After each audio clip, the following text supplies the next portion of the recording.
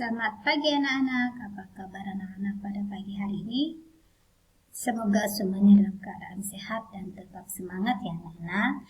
Nah, pada pagi hari ini anak semua belajar di rumahnya. Nah, jangan lupa untuk selalu mempelajari materi dan mengerjakan tugas yang diberikan oleh Bapak dan Ibu guru. Oke anak-anak, seperti biasa sebelum kita memulai pembelajaran pada pagi hari ini, terlebih dahulu kita berdoa. Demi nama Bapa, Putra, dan Roh Kudus. Amin. Bapa kami yang ada di surga, dimuliakanlah namamu. Datanglah kerajaan-Mu, jadilah kehendak-Mu di atas bumi seperti di dalam surga. Berilah kami rezeki pada hari ini, dan ampunilah kesalahan kami, seperti kami pun mengampuni yang bersalah kepada kami. Dan janganlah masukkan kami ke dalam pencobaan, tetapi bebaskanlah kami dari yang jahat. Amin. Demi nama Bapa, Putra, dan Roh Kudus. Amin. Oke anak-anak, pada pagi hari ini kita mempelajari tema 6 ya. Masih di tema 6, energi dan perubahannya. Subtema 3, energi alternatif, pembelajaran yang kelima. Dalam pembelajaran yang kelima ini ada 3 materi yang kita pelajari. Yang pertama, menemukan informasi dari bacaan. Kedua, hak dan kewajiban terhadap tempat tinggal. Yang ketiga, menghitung lama waktu sebuah aktivitas. Ayo kita pelajari sama-sama. Nah, yang pertama adalah pelajaran bahasa Indonesia, menemukan informasi dari bacaan. Informasi dari sebuah bacaan dapat diperoleh dengan berbagai cara. Nah, salah satu cara yang dapat dilakukan adalah dengan bantuan kata tanya. Anak-anak tentu masih ingat ya, kata tanya yang sudah pernah kita pelajari. Nah, berikut ini kata tanya yang digunakan untuk membantu menggali informasi. Nah, di sini ada 6 kata tanya yang guru berikannya. Yang pertama adalah apa? Untuk menanyakan sesuatu yang berkaitan dengan isi teks. Lalu kedua, di mana? Untuk menanyakan tempat berlangsungnya peristiwa. Yang ketiga, kapan?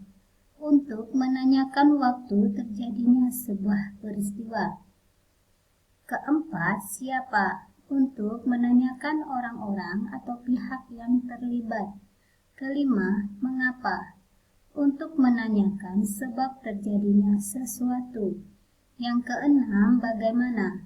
Untuk menanyakan proses terjadinya sesuatu.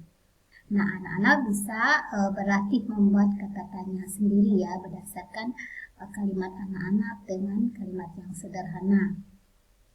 Nah, di sini jangan lupa saat membuat kata tanya, anak-anak selalu kata tanya ini diletakkan pada awal kalimat ya anak-anak. Nah, seperti apa yang terjadi? Nah, saat kita membuat kata tanya, membuat kalimat tanya, jangan lupa diakhiri dengan tanda tanya ya, simbol tanda tanya. Anak-anak tahu kan? Lalu contohnya di sini secara umum, di mana tempat tinggalmu? Nah, kapan kita bertemu lagi? Siapa nama adikmu? Mengapa hal itu bisa terjadi? Lalu bagaimana keadaan di sekitar kita? Nah, itu selalu diakhiri dengan simbol tanda tanyanya ya. Sekarang pelajaran PPKN, hak dan kewajiban terhadap tempat tinggal. Nah, anak-anak sudah tahu ya tentang hak dan kewajiban.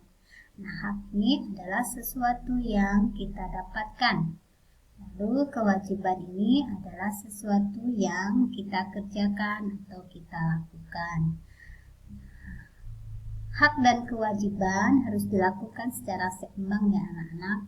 Karena hak dan kewajiban itu memang seimbang, tidak boleh dilakukan satu saja gitu tanpa melakukan dua-duanya. Jadi dua-duanya seimbang. Tiap orang mempunyai hak dan kewajiban yang tidak sama. Menempati rumah yang nyaman adalah hak setiap orang. Menyapu halaman rumah, merapikan kamar, dan mengelap kaca jendela yang kotor merupakan kewajiban di rumah. Kita sebagai seorang siswa memiliki kewajiban untuk belajar. Pada pembelajaran sebelumnya, kita telah mempelajari cara menghitung lama waktu sebuah aktivitas. Nah, di sini sudah dibahas tentang hak anak-anak. Nah, tentu hak anak-anak adalah membangun dan menempati rumah yang nyaman seperti yang anak-anak inginkan. Nah, itu hak anak-anak ya.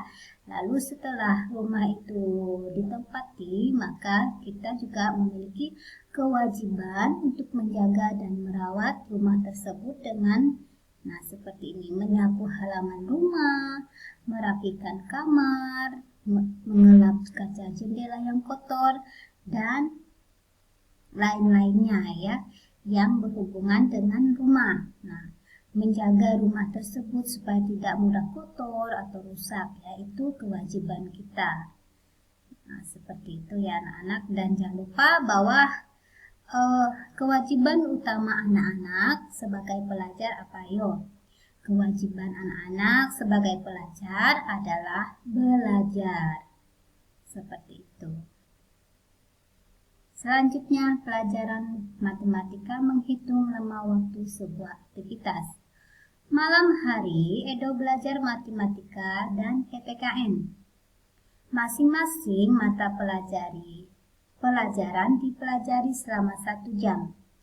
Edo mulai belajar dari pukul 18 lewat 30 menit.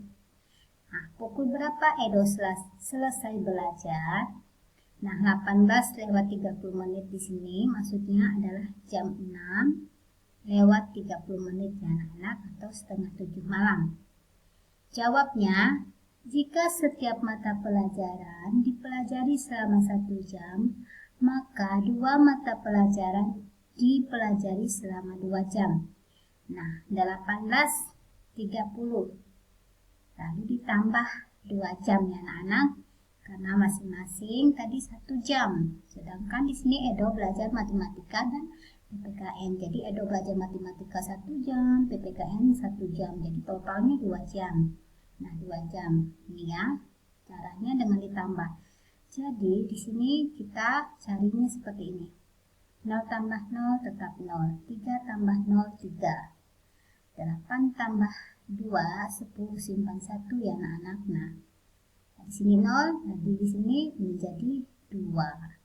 Jadi, Edo selesai belajar pada pukul 20 lewat 30. Nah, Edo selesai belajar pada pukul 8 malam lewat 30 menit. Oke, sampai di sini materi kita pada pagi hari ini anak-anak. Seperti biasa, sebelum mengakhiri, terlebih dahulu kita berdoa. Demi nama Bapa, Putra, dan Roh Kudus. Amin. Salam Maria, penuh rahmat, Tuhan sertamu. Terpujilah engkau di antara wanita, dan terpujilah buah tubuhmu, Yesus.